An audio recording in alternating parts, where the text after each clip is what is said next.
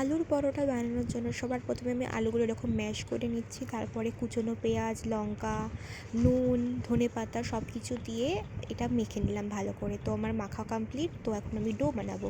তো ডোয়ের জন্য আমি 3 কাপ মতন ময়দা নিচ্ছি, এর মধ্যে স্বাদ অনুসার নুন, তারপরে রিফাইন্ড তেল দিয়ে ভালো করে মেখে নেবো। এর মধ্যে আমি অল্প অল্প করে একদম সামান্য সামান্য জল দেবো, যাতে বেশি শক্ত বা বেশি মোটা না হয়ে যায় ডোটা। তো ভালো করে আমি এরকম মেখে নিচ্ছি, ভালো করে ডোটা বানিয়ে নিচ্ছি।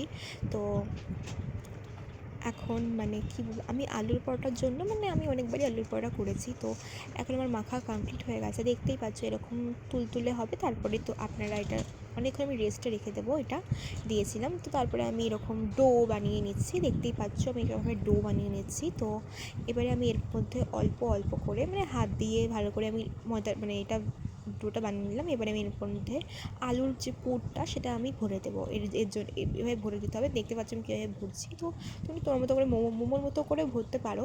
আমি এরকমভাবে ভরছি, কারণ আমি আলুর পরোটা নাহলে বেরিয়ে যাবে। তো এরকম আমি দুটো বানিয়েছি, আমি দুটো খাবো, তো দুটো বানিয়েছি, এগুলো রেখে দিচ্ছি, আমি পরে রাতেরবেলা বানিয়ে খাবো। এখন দুপুরবেলা বানিয়ে দেখতে পাচ্ছ এরকম চ্যাক চ্যাক করবে, এরকমভাবেই এটা ভাজতে হয়। আমি দেখে নিলাম যে এরকম হয়ে গেছে তৈরি, যে তেলটা ভাজার জন্য। তো আমি এবারে এই যে দেখতে পাচ্ছ হালকা হালকা করে আমি স্পিডে করে দিয়েছি বলে এরকম না, যে আমি হালকা হালকা করে আস্তে আস্তে আমি করছিলাম, তুলছিলাম, তুলে এরকম চাটুর মধ্যে দিলাম।